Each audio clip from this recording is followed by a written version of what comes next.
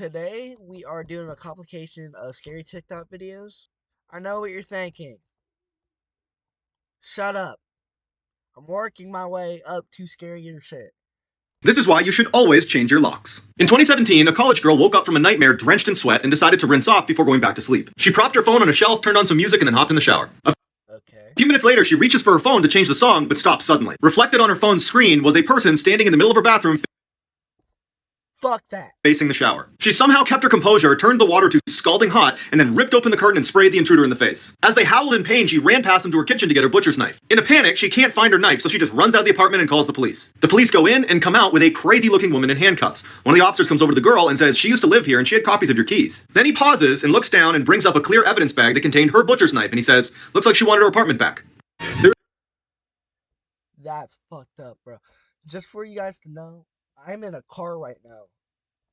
And just being outside and hearing this shit is crazy. There's something terrifying going on at Chuck E. Cheese right now, and I'm gonna explain it to you. Bro, I don't care. So we all know about the game Five Nights at Freddy's, right? It's a game based around a restaurant that's pretty much like a Chuck E. Cheese, where the animatronics come to life and wreak havoc on all the guests there. But what if I told you this was possibly happening in real life right now? Just 2 days ago, 5 children have gone missing inside of a Chuck E. Cheese, and the parents reported a weird smell from the inside of the building. And then just like Five Nights at Freddy's, someone that worked the late night shift actually got killed after hours. Now these are all Okay, for a second, I thought that was fake as fuck. But there's no fucking way. I never went to a Chuck E. Cheese, so I don't really know. pretty weird, but here's the kicker right here. Check out this headline. Night shift workers from Chuck E. Cheese claim strange movement from animatronics post hours.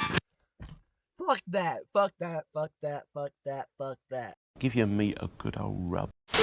Blood-curdling facts that you wish you never knew, Part 1. When creating the Pirates of the Caribbean ride at Disneyland, they couldn't create skeletons that looked realistic enough, so they used real human skeletons. I don't believe that for one bit. Since then, they've removed all but one. Ducks sometimes become cannibals due to boredom, meaning they kill and eat each other. This behavior begins as early as 4 weeks old. Crocodiles are capable of galloping, similar to a horse. Luckily, alligators cannot. And while we're at it, tarantulas can swim. It's extremely common after you die that there will be extreme gas buildup and you will burp after death. And sometimes dead bodies can even sit up on their own. Also, if a pregnant woman dies, the gas buildup in her body can actually forcefully push a baby out. In other words, a post-mortem baby bazooka. What? What the fuck? Hearing is the last bodily function to go after one dies, so it's very possible that the last thing you ever hear is the paramedic calling off your CPR. Come on. Oh my god, bro. Oh, hell no, man. What the fuck, man? Get your ass on. This is why you should never. So far, these have sucked. A little bit. Some of them, like, they crawl under your skin, and it's cold in this car right now. So, for me, it's scary, but it's not that scary.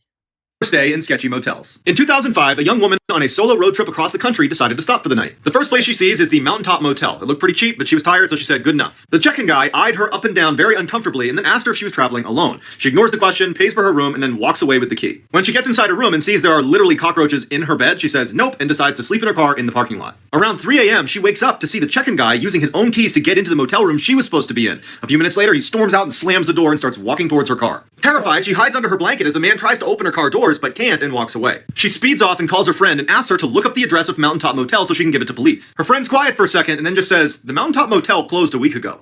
If someone offers you this..." Okay. That scared the hell out of me. So far, these have sucked.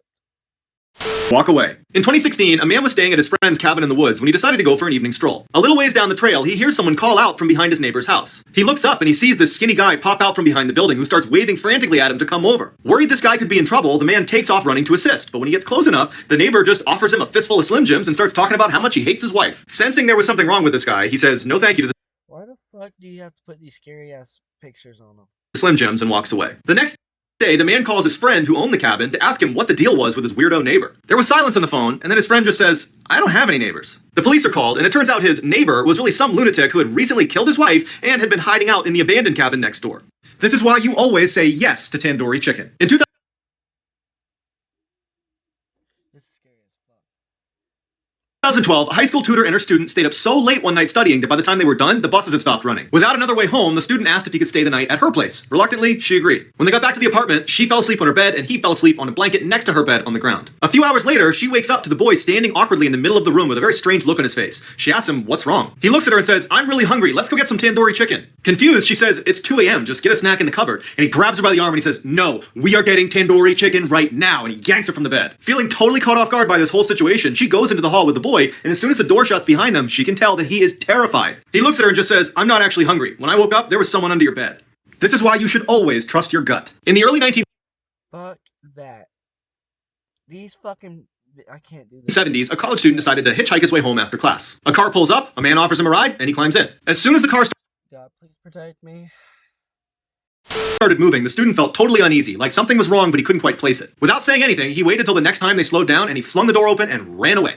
2 years later, he's flicking through TV channels when he comes across this special interview with a death row inmate. And it's just the audio recording, so he hears the interviewer ask the inmate, "Why did you remove all the door handles inside of your car?" The man just goes, "Well, the first time I tried to kill someone, I picked up a college hitchhiker who got smart at some point and jumped out of my car. So, lesson learned, remove all the door handles." When they showed his picture, the student knew immediately that he was supposed to be the first victim of John Wayne Gacy, aka the killer clown, who had killed over 30 men and boys in his clown room and stuffed them into his basement.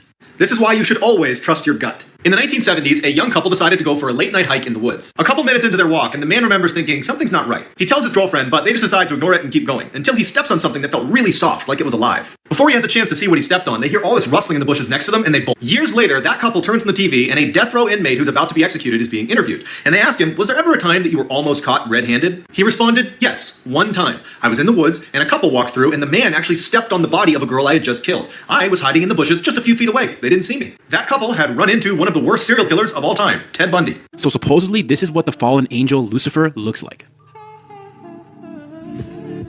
And this is what the moon looked like on March 31st, 2020. Pretty cool.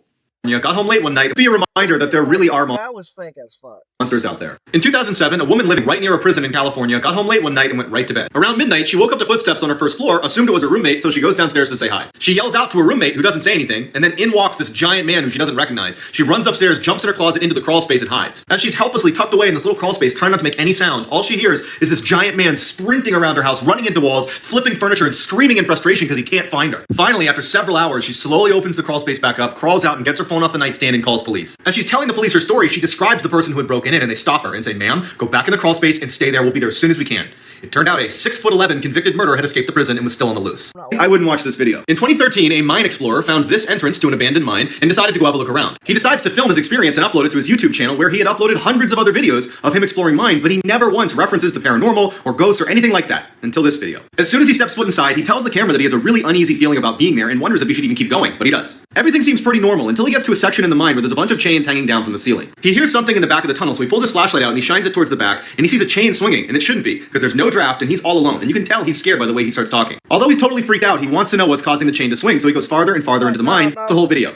This White people are so fucking stupid. Run. is why you should never open your door for strangers. In 2013, a woman let her dog out to use the bathroom one more time before bed. After only a few minutes, she starts hearing scratching on her door, which is typically the sound her dog makes when he's ready to come. What she sees is terrifying. A deranged-looking man is right outside her door, staring intently at her door handle, waiting for it to turn open. As she's looking in horror, unable to do anything, he starts scratching at the door as hard as he can, never leaving his gaze from the door handle. She manages to stifle a scream, she backs away, and realizes her dog is still outside. So she goes to the side window, but there's no sign of her dog, and so she goes back to the door to see if maybe the man's moved. He hasn't moved, his mouth is open, and he's staring directly at the peephole. Then he turns around and walks away. With the man gone, she discovers her dog unharmed, his leash had just been cut. But that means he had a knife.